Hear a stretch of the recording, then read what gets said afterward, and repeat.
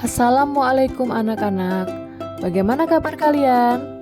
Semoga sehat semua dan tetap semangat dalam mengikuti pembelajaran. Hari ini, Ibu akan menyampaikan materi pembelajaran Bahasa Indonesia kelas 6, tema 7, subtema 1. Kita akan belajar tentang pidato, yaitu pengertian pidato, isi teks pidato, dan langkah-langkah menulis pidato. Sebelum kita memulai pembelajaran, mari kita awali dengan berdoa ya. Sebelumnya, diharapkan setelah menerima materi yang akan Ibu sampaikan, kalian bisa mengetahui apakah yang dimaksud dengan pidato. Apa sajakah bagian-bagian dari pidato? Dan bagaimanakah langkah-langkah menulis teks pidato? Mari kita bahas satu persatu penjelasannya. Simak dan perhatikan baik-baik. Pengertian pidato. Salah satu keahlian yang dimiliki oleh seorang pemimpin adalah kemampuan dalam berpidato. Pidato berisi informasi tentang suatu hal yang disampaikan kepada orang banyak. Saat berpidato, diperlukan adanya orator dan audiensi. Orator adalah orang yang berpidato. Audiensi adalah orang yang mendengarkan orator berbicara. Teks pidato biasanya berisi tema-tema tertentu. Isi teks pidato. Seseorang yang sudah menguasai isi teks pidato tentu akan terlihat dari cara menyampaikan pidato di depan audiensi. Selain itu, audiensi juga memahami informasi yang disampaikan dari orator ketika berpidato. Sebelum berpidato, orator harus memahami isi teks pidato.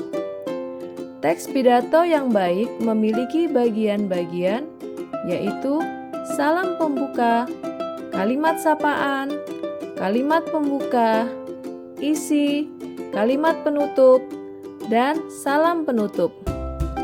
Perhatikan penjelasan bagian-bagian dari teks pidato berikut ini. Yang pertama adalah salam pembukaan.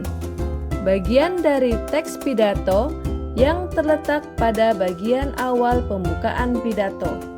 Contohnya, selamat pagi, salam sejahtera, atau Assalamualaikum warahmatullahi wabarakatuh. Yang kedua, kalimat pembuka berisi kalimat sapaan terhadap audiensi. Contohnya, Bapak Kepala Sekolah yang saya hormati. Yang ketiga, isi, yaitu berisi inti dari informasi yang akan disampaikan dan dibicarakan dalam pidato. Yang keempat, kalimat penutup, yaitu berisi kesimpulan, harapan, dan permintaan maaf kepada audiensi jika ada kesalahan dalam berkata-kata. Kelima, salam penutup, terletak pada akhir penutup pidato. Contohnya, selamat pagi dan terima kasih. Mengidentifikasi teks pidato.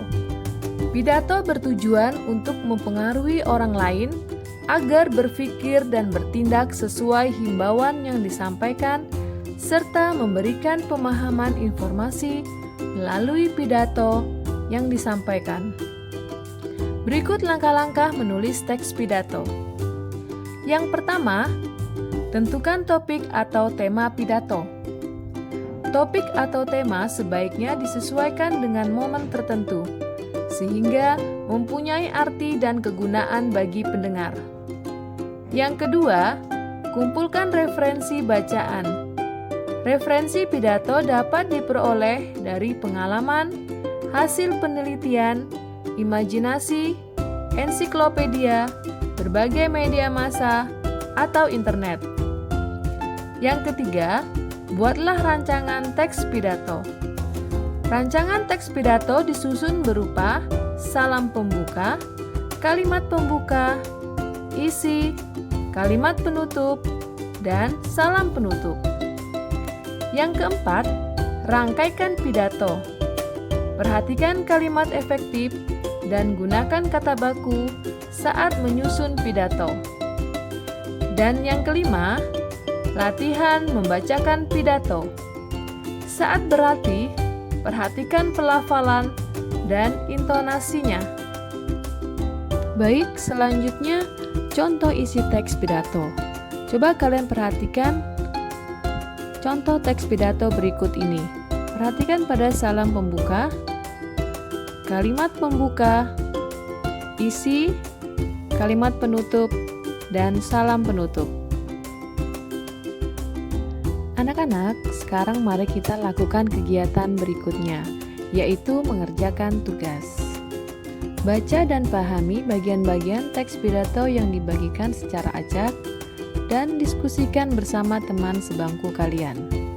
Susun bagian-bagian teks pidato yang acak pada lembar LKPD. Kemudian, perwakilan dari siswa membacakan hasil kerjanya dan siswa lain menanggapi. Nah, selamat mengerjakan tugas anak-anak. Sekian pembelajaran kita hari ini.